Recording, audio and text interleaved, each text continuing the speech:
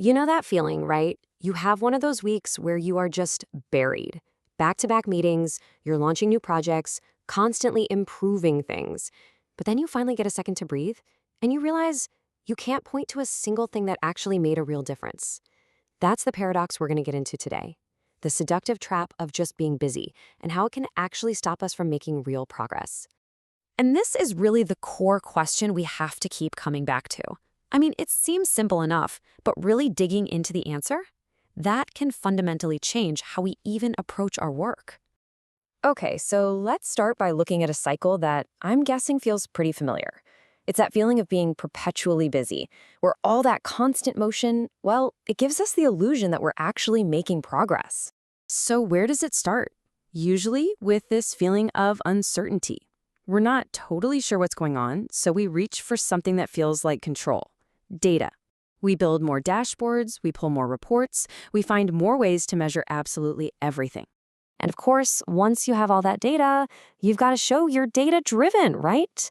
So what happens? We launch a whole flurry of new initiatives, new projects, new task forces, and all of a sudden, our calendars are just a sea of meetings and deadlines. And there it is. That's the illusion. All this activity, the dashboards, the meetings, the projects, it all feels like we're moving forward.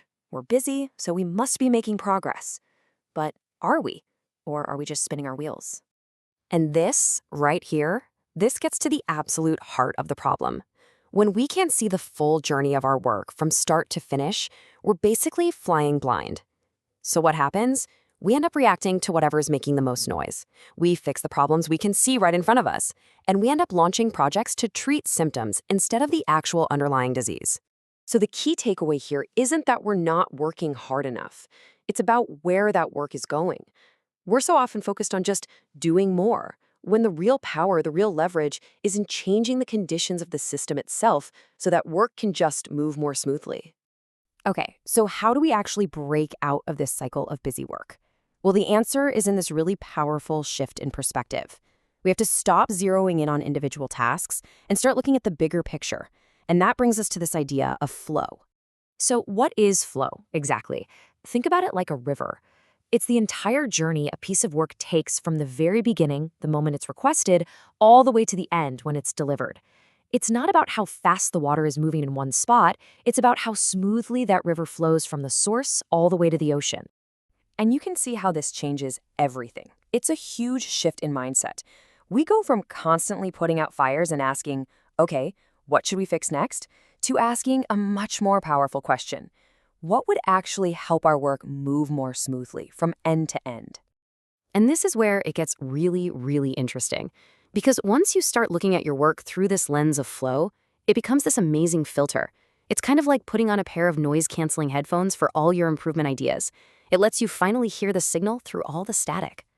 I mean, we've all been there, right? You know the go-to improvements. Hey, let's just speed up this one part. Or let's throw more people at it. Or, you know what we need? Another checklist. We've all heard them, and let's be honest, we've all probably tried them.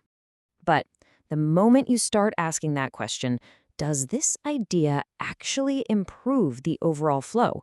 Well, suddenly a lot of those common improvements don't seem so brilliant anymore.